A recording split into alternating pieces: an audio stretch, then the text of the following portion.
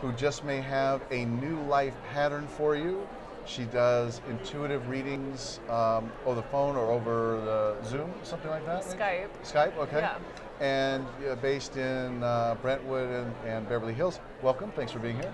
Thank you. Thank Yeah. you. Pleasure So being here. when people call you and they're getting readings, and I understand you're a hypnotherapist as well? Yes. Okay.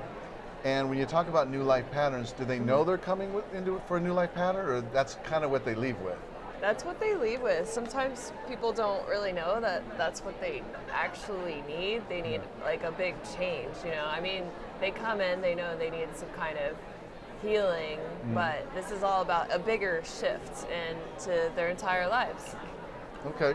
So when they call, they probably have some problem, and generally people probably want things to stay the same, but they just want that problem fixed. Right. But usually, because they keep trying the same thing and not getting the results they want, they don't know that if they just change a little thing, they'll get the results they want. So how do you help them do that gently, maybe? Or- Well, sometimes people will come in, say for hypnotherapy, and they say, hey, I want to cure insomnia. But in fact, they're actually having a problem with their husband and their job and this and that. So it's working on a bigger spectrum of things, like changing from inside to change all of that, you know, to be happier in general and sleep better. you Sure. know? And hypnotherapy does that more gently than, say, talk therapy.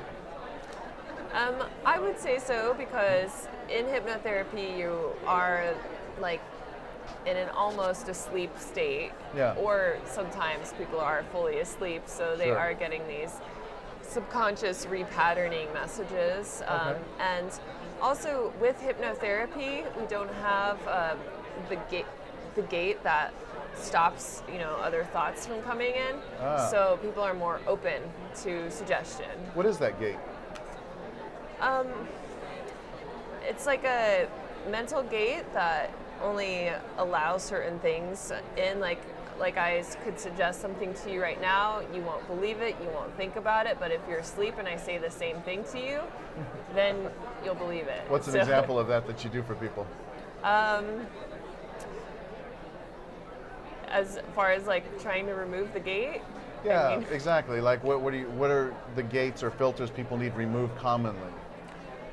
I think it's a lot of us getting in our own way, like our own blockages, our own thoughts about ourselves, our own self-esteem, and as well as I think what's the most important is like being able to like embody our own avatar and our higher spirit as well to help us through our life and really get us on the track that we need to be going.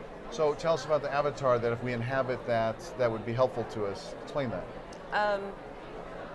Well, in regular day life, we have our self that's just walking about and not always fully conscious and aware. But like when we really tune into our higher self and in our avatar and our, you know, true form and begin to embody it, our lives do change. And sometimes it is easy to, you know, get knocked off that path, like to not be your higher self at all times. But once we step into that more, you know, our lives change and we're really truly following our spirit.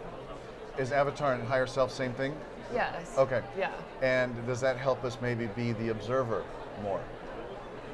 Where we can look without connection or attachment to emotions at what's happening in order to affect change? Well, it's not that you're emotionless or anything like that, but it gives you a better sense of unwavering emotions, like less triggered, Oh, you know, okay. less reactive to things, you know, and a lot more positive as well, and open to opportunity and good things. Okay. Yeah. You mentioned triggers. Yeah. Triggers are a big problem, aren't they? Oh, definitely. Yeah. Yeah. Where do you see them in life or in people's lives where they're just not working for people, and can they do about it? Could you ask that one more time? Sure. What are some examples of some triggers you've dealt with recently, maybe with some clients that, you know, they come up and how you help them with it? Okay. Well, oftentimes people will be having problems with their significant other and whatnot. I mean, I don't really help them not ever have problems, but Sure. how they can react better, you know. How can we react better when we get triggered? What do we do?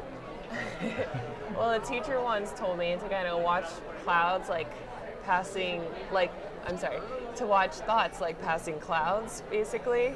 Yes. And not feel so like, oh my God, it's gonna rain, you know, or like, you know, Right. it's just like, it's letting it be. And also staying with your breath.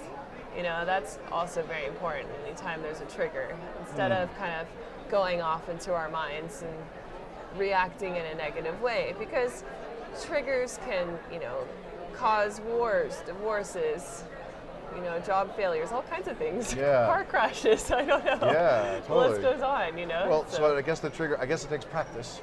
oh, definitely. Because you're Every triggered. day. Yeah, Every day. you're triggered into anger.